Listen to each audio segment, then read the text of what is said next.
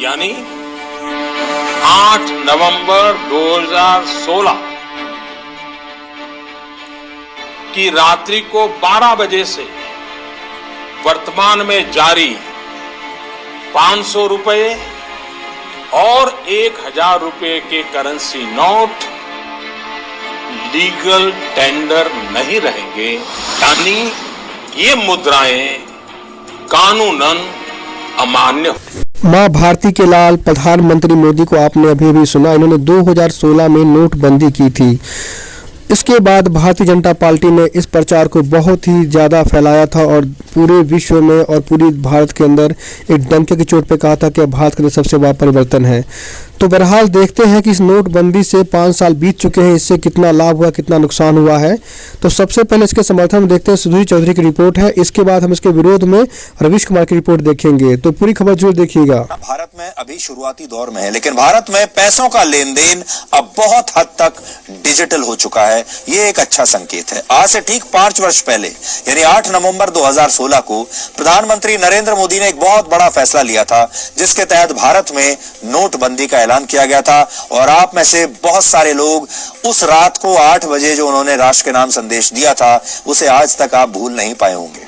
उस दिन वो टीवी पर आए थे और उन्होंने कहा कि आज से 500 और 1000 रुपए के नोट बंद हो रहे हैं, और शायद उनका वो राष्ट्र के नाम संदेश देश के लोग आज तक नहीं भूले होंगे। इसके बदले में 2000 और 500 रुपए के नए नोट बाजार में लाए गए थे, और इसका मकसद काला धन और भ्रष्टाचार को कम करना था। अब भारत में 10 रुपए, 20 रुपए, 50 रुपए, 100, 500 और 2000 रुपए के नोट चलन में है आजकल। और तो ये थी सुधीर कुमार चौधरी की रिपोर्ट, जो सरकार का समर्थन करते हैं कि नोटबंदी बहुत ही बढ़िया थी और इससे बहुत ज़्यादा देश को फायदा हुआ है। अब हम देखेंगे रवीश कुमार की रिपोर्ट, जो सरकार का विरोध करते हैं और यह बताते हैं कि इससे क्या क्या नुकसान हुआ है।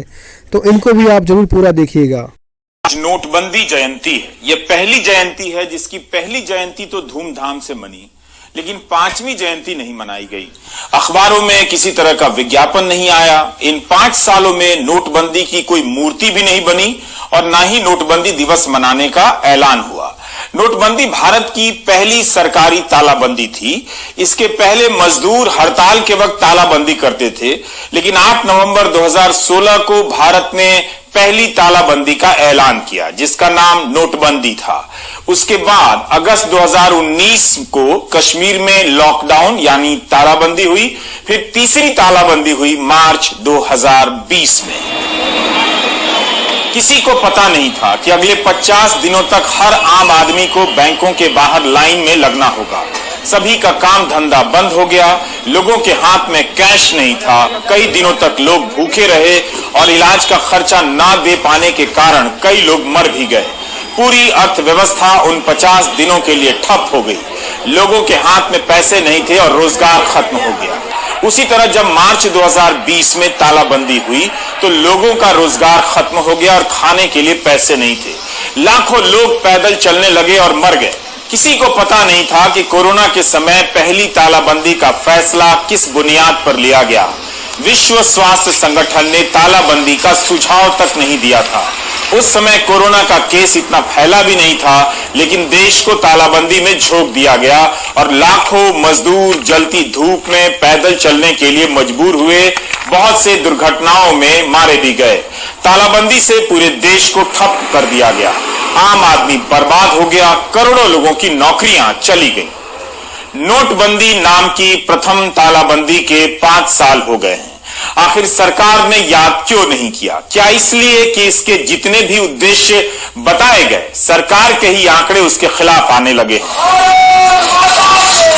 जबकि नोटबंदी की पहली जयंती काला धन विरोधी दिवस के नाम से धूमधाम से मनाई गई।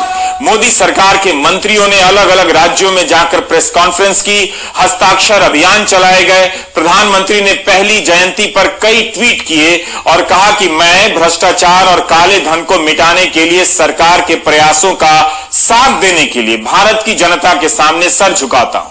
एक दूसरे ट्वीट में प्रधानमंत्री ने आह्वान किया कि आप भ्रष्टाचार और काला धन समाप्त करने के प्रयासों को लेकर क्या सोचते हैं, इसका वीडियो बनाकर नमो ऐप पर अपलोड करें। उस साल अमित शाह का ट्वीट था, काला धन विरोधी दिवस। मोदी जी के साहसिक नेतृत्व और देश से काले धन और भ्रष्टाचार की समाप्ति के लिए ऐतिहासिक फैसले नोटबंदी को समर्पित है। अगर वो फैसला इतना ऐतिहासिक था, साहसिक नेतृत्व का था, तो फिर सरकार कैसे भूल गई? दोनों रिपोर्ट देखने के बाद आप यह खुद तय कीजिए कि नोटबंदी कितनी सही थी या कितनी गलत थी। ये आपको खुद ही तय करना है। मैं कोई यह नहीं कहूँगा कि नोटबंदी सही थी या गलत थी, क्योंकि आप पे जो बीती है या आप पे जो अच्छा लगा है, ये आपसे बेहतर कोई सरकार नहीं समझ सकती, ना कोई रिपोर्टर समझ सकता है। तो इसको आप खुद ही समझिए और तय कीजिए कि ये नोटबंदी कितनी सही थी, जिससे अरबों का नुकसान हुआ। यहाँ तक RBI की रिपोर्ट में यह भी आया है कि जितने भी पैसे मार्केट में थे वो सारे वापस आ गए हैं। तो काला धन कहाँ से आया, यानी काला धन भी नहीं आया है। तो इसका लाभ क्या हुआ है या खुद आप तय कीजिएगा। मैं इसमें कुछ नहीं कहने वाला हूँ, आप खुद ही बहुत समझदार हैं। मेरे चैनल को देखने के लिए बहुत बहुत धन्यवाद। लाइक, कमेंट, शेयर और बेल आइकन घंटी दबाना मत भूलिएगा। जय हिंद दोस्तों, और भी ऐसे रिपोर्ट में लाता रहूँगा, मुझे सपोर्ट कीजिएगा।